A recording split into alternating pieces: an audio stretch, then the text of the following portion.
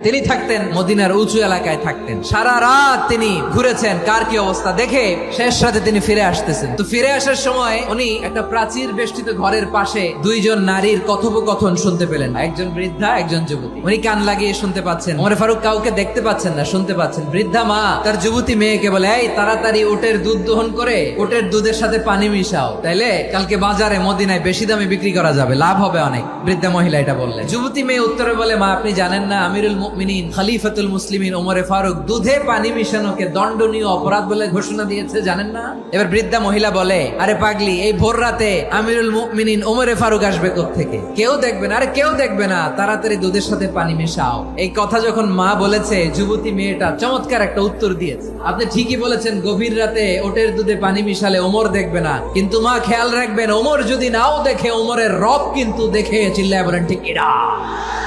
This is called তাকওয়া।